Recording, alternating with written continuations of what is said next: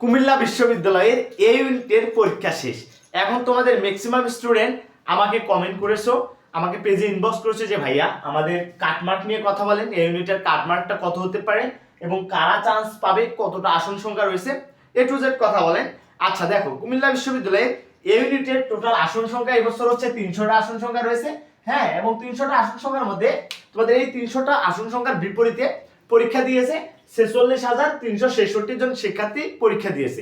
এখন এই 300টা আসনের জন্য আসন প্রতি এবছর লড়াই করবে 154 জন শিক্ষার্থী, মানে 154 জন শিক্ষার্থী হচ্ছে একটা সিটের জন্য লড়াই করবে। তার মানে তোমাকে চান্স পেতে হলে অবশ্যই 153 জনকে তোমাকে অবশ্যই পেছনে ফেলাইতে হবে।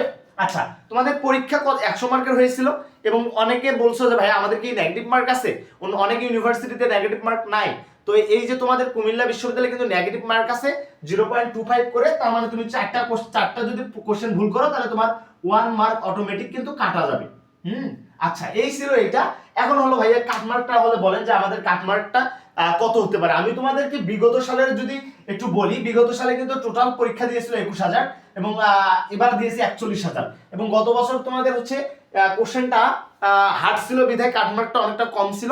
এবছর কোশ্চেনটা একটু ইজি হয়েছে, যার কারণে তোমার কাটমার্কটা কিন্তু একটু বেড়ে যাবে। সো আমি বিগত সালের অ্যানালাইসিস করে তোমাকে বলতে পারি, তোমরা যারা 66 প্লাস থাকবা তোমরা এটা সেফ জোন মনে করো, তোমরা ইনশাআল্লাহ শিওর থাকবে এখানে একটা সাবজেক্ট পাবা। হ্যাঁ, এখন কথা হলো ভাইয়া অনেকে আমাকে বলছো যে ভাই আমি কি ওই ওয়েটিং থেকে তাহলে কত মার্ক হতে পারে।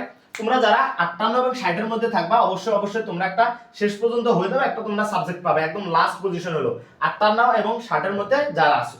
আচ্ছা, সব বুঝলাম ভাই, এখন তাহলে রেজাল্টটা কবে দিবে ভাইয়া? তোমাদের এমসিকিউ খাতাটা কাটা শেষ হলে তোমার রেজাল্ট দিবে। এখন যেহেতু সামনে জাতীয় নির্বাচন, হ্যাঁ, তোমাদের জাতীয় নির্বাচনের জন্য যদি একটু ঝামেলা হয় তাহলে তোমার রেজাল্ট দিতে হয়তো বা একটু লেট হতে পারে, হাইস্ট 1 মাস। হ্যাঁ, যদি তোমাদের জাতীয় নির্বাচনের প্রভাব পড়ে তাহলে 1 মাসের মধ্যে তোমাদের রেজাল্টটা দিয়ে দিবে। যদি জাতীয় নির্বাচনের প্রভাবটা না পড়ে তাহলে তুমি শিওর থাকো ভাইয়া তুমি 10 কিংবা 14 দিনের মধ্যে ইনশাআল্লাহ তুমি তোমার রেজাল্টটা পেয়ে যাবা। এবং এই ধরনের যে কোনো আপডেট তথ্য পাওয়ার জন্য ভাইয়া চ্যানেলটা সাবস্ক্রাইব করে রাখো। আর তুমি যে পরীক্ষা দিছো, তুমি তো কাটার পর বুঝতে পারছো তুমি কত মার্কের আনসার করছো। তুমি তোমার কাটমার্কটা সুন্দর করে ভাইয়া কমেন্ট বক্সে বলে দিয়ে যাও, ভাইয়া তোমার প্রত্যেকটা কমেন্টের রিপ্লাই দিবে তুমি আসলে চান্স পাবা কিনা।